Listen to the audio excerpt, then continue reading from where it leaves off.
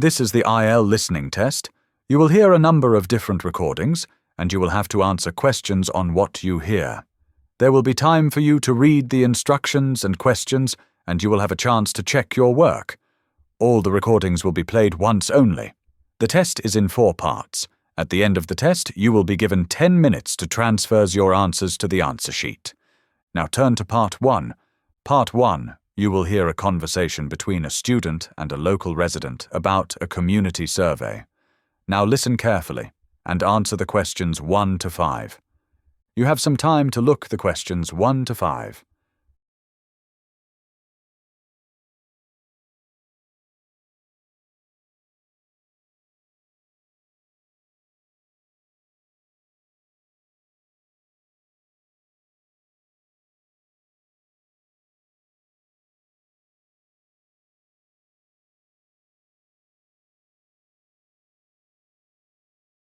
Now listen carefully and answer the questions 1 to 5.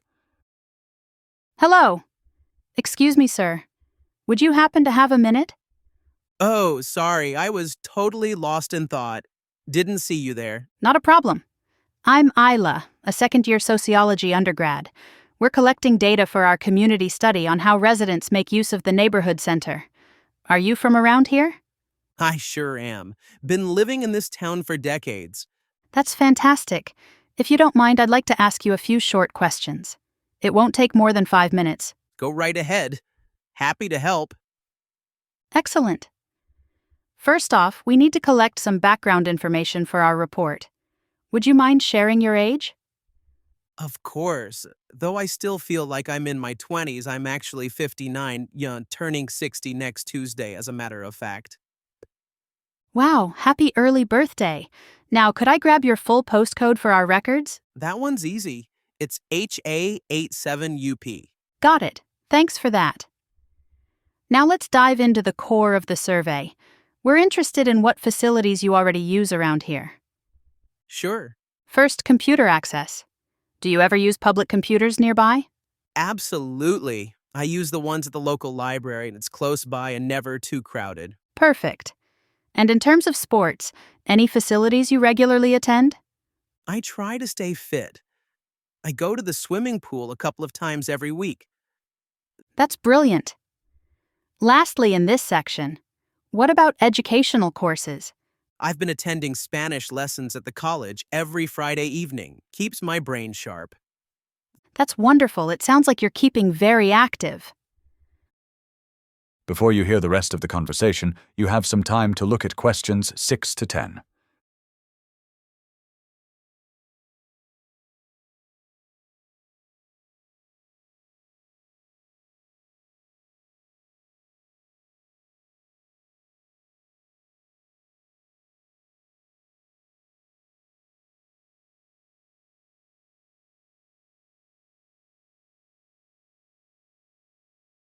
Now listen and answer questions 6 to 10.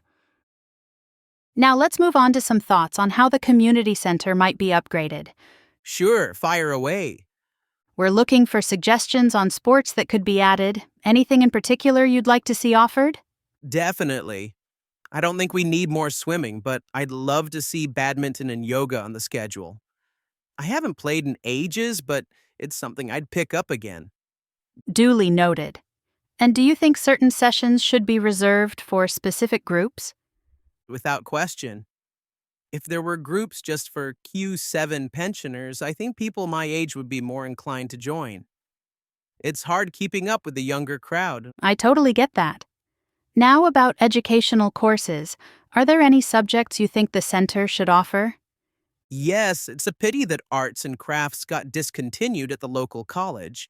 Those creative classes are very valuable, especially for the elderly. That's a great point. And would you be open to paying a small fee for these classes? I think £2 per session is fair. I wouldn't mind paying that. I mean, unless it's something like £5, that would be pushing it. But 2 seems completely fair. Lovely. Last question now. If all of your suggestions were taken on board, how often do you think you'd attend? Right now, I pop in twice a week, but if they added the things we talked about, I reckon it'd go up to 3 times weekly. That's really helpful. Thank you so much for your time. That is the end of Part 1. You now have half a minute to check your answers to Part 1.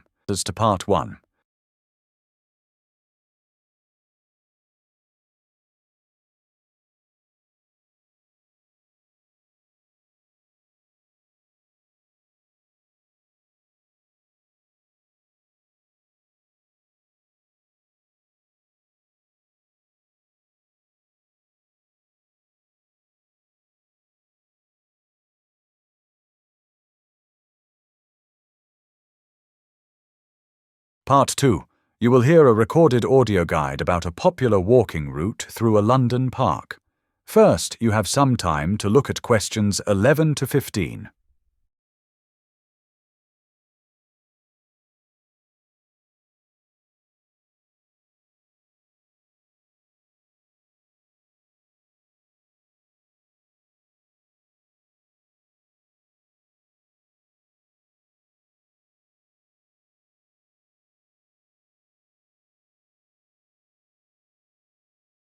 Now listen carefully and answer questions 11 to 15.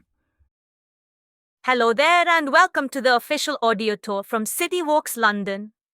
We offer a collection of walking guides covering over 30 beautiful trails across the capital. You've selected the Hampstead Heath tour, Part 1, the original walk that started our series and remains a favorite. This route takes you into Hampstead Heath, a vast and semi-wild park, beloved by both locals and visitors as a place to walk, explore, and escape the rush of the city. The landscape here feels surprisingly rural, even though you're still within London's urban boundary. Our journey starts just outside Hampstead Tube Station. Did you know it's actually the deepest in the London network? It's a fun bit of trivia for those interested in engineering or history. Whether you're strolling on your own or with company, this walk promises something special. Once you leave the station, turn to the right and walk uphill along Heath Street. Stick to the right-hand side of the road. While you're moving away from the bustling cafes and boutiques in Hampstead Village, don't worry. You'll have the chance to go to the village for window shopping after the tour. Of course, you might prefer to grab a bite at one of the many charming bistros. Or you could choose to avoid the area altogether if it's particularly crowded. But we recommend you take a few minutes to enjoy the quaint storefronts at your leisure. Take your time to enjoy the vibrant storefronts and delightful eateries as you make your way upward. At the top, you'll arrive at the Vale of the Heath. It's a picturesque section, and you will immediately spot striking houses built right on the heath, nestled alongside a tranquil pond. A bit further on, the road splits. North End Way leads leftward, while Spaniards Road takes you right into the core of the heath. Take the path on the right, and keep your eyes peeled for a descending trail into the more untamed parts of the park. As you descend, notice how the sounds of the main road begin to fade behind you. This is a perfect moment to remove your headphones to take in the sounds of nature. Listen for chirping birds, the breeze rustling leaves, and other tranquil noises unique to this green haven. Before you hear the rest of the talk, take a moment to look at questions 16 to 20.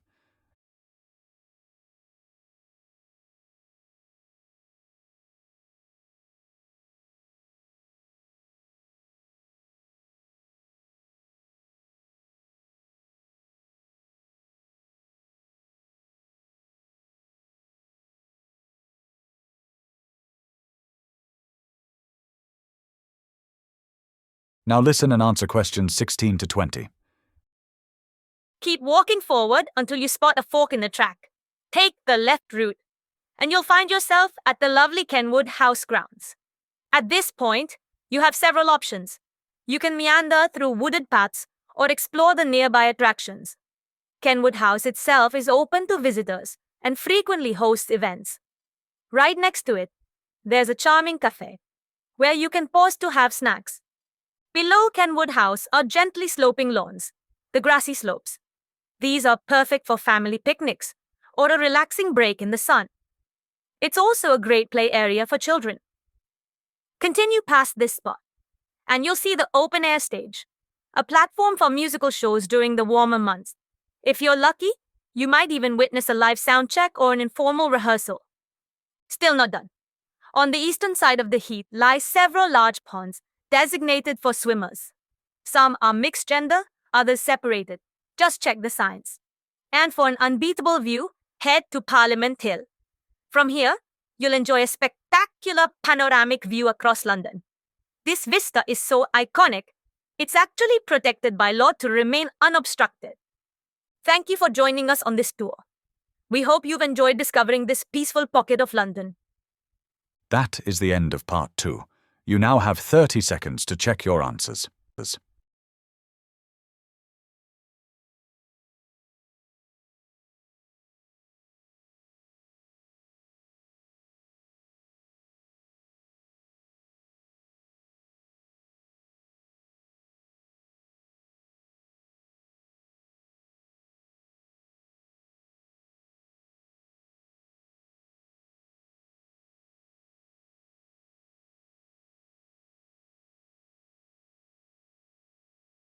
Part 3.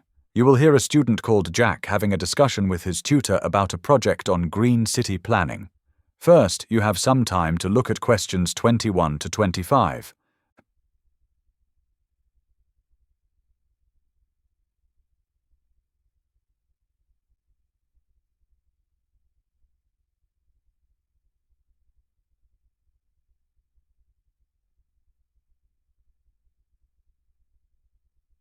Now listen carefully and answer questions 21 to 25. Good afternoon, Professor Carter. Hope I'm not catching you at a bad time. Do you have a few minutes to go over my latest assignment? Hi, Jack. Come in. Come in. You're just on time. I've got your project file open right here. Let's have a look. So this is the report on urban ecological planning methods, right? How are things progressing? Pretty well, actually. I'm fairly confident with what I've got so far, but I'd appreciate your feedback to make sure I'm on track. Excellent. Go ahead. Walk me through your outline, and I'll stop you if something needs clarification. Right, I began with a review of prior strategies used in environmentally friendly city planning.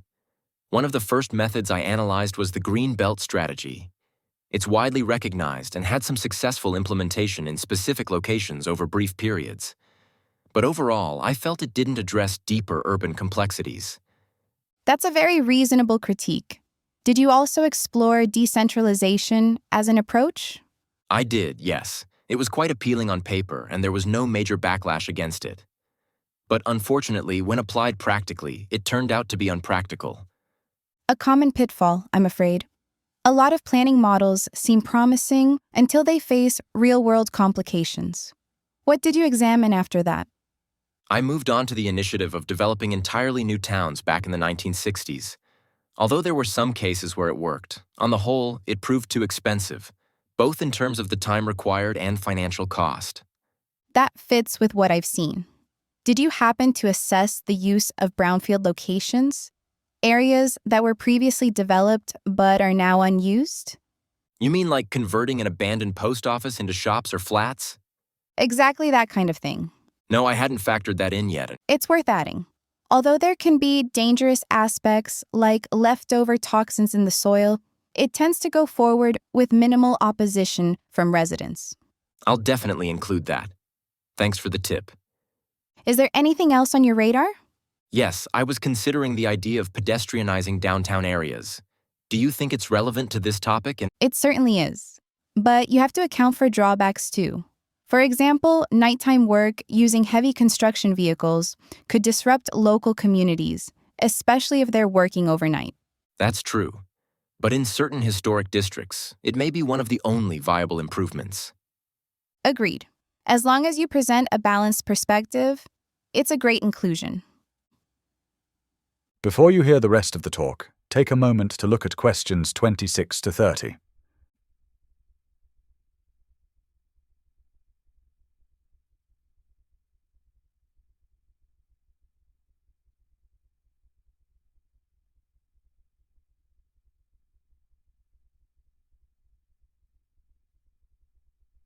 Now listen and answer questions 26 to 30.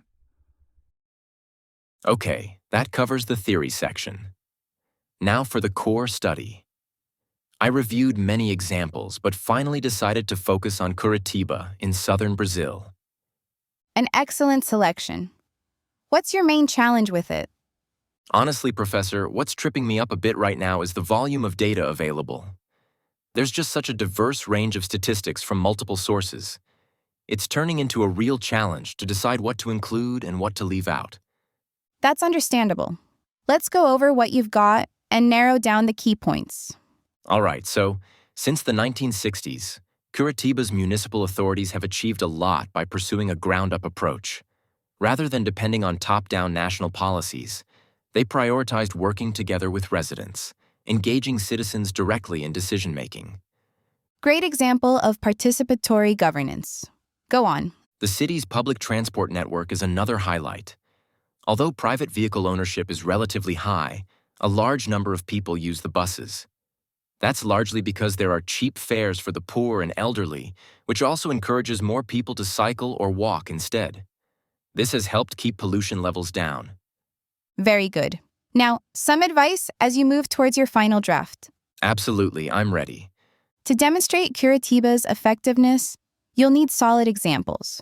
Start by expanding on those pedestrianized areas and try to include something about how the city handles vehicle parking.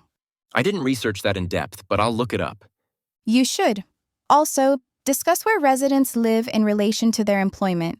Consider those living in the suburbs and how commuting affects them. Great point. I'll explore that further. Lastly, make sure you touch on their recycling scheme. Provide statistics on recycling rates and accessibility. That'll really strengthen your analysis. Will do. Thanks so much for all the feedback, Professor. You're welcome, Jack. I'm looking forward to your finished report. That is the end of part 3. You now have 30 seconds to check your answers. Check your answers.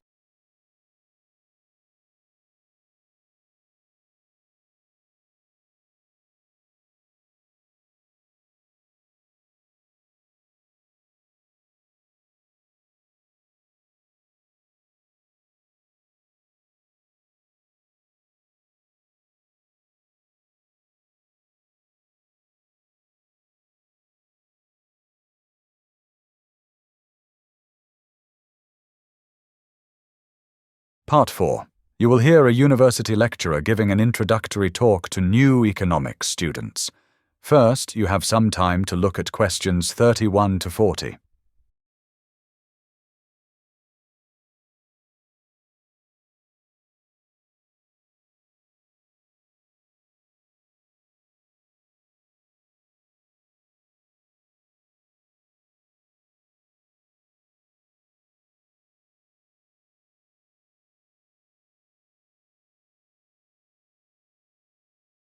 Now listen carefully and answer questions 31 to 40.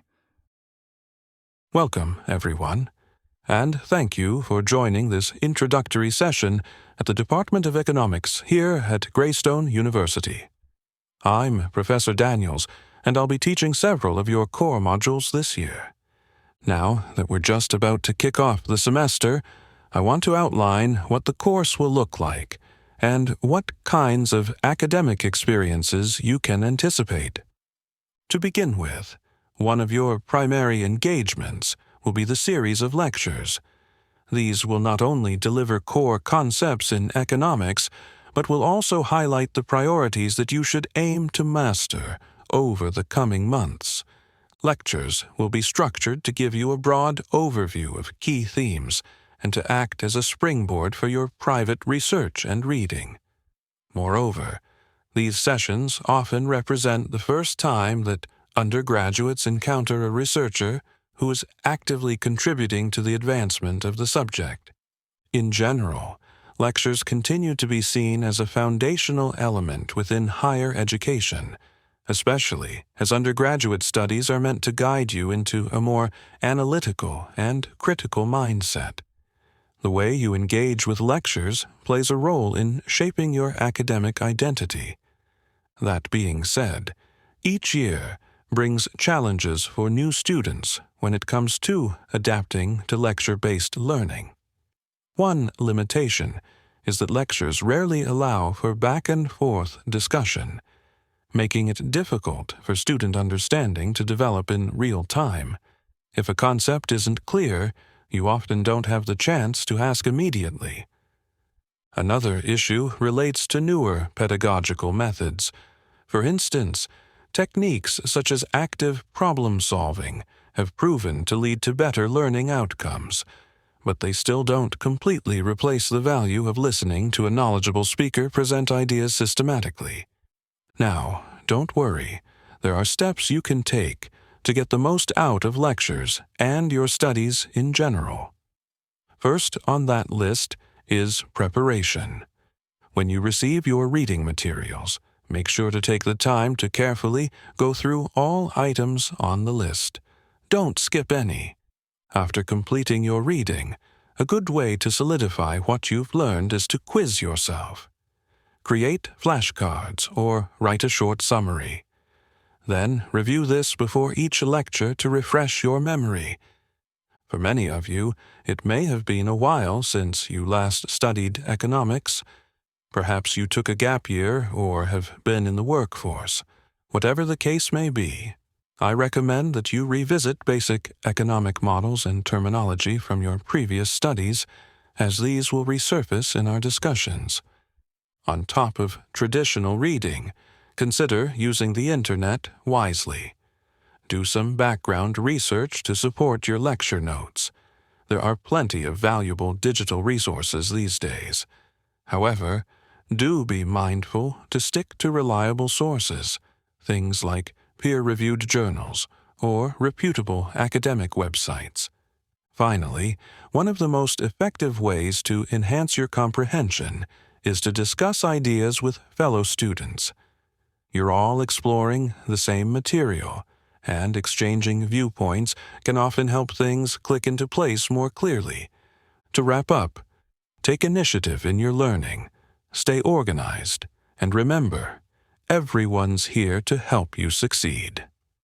Now, if you have any questions before we move on. That is the end of part 4. You now have half a minute to check your answers.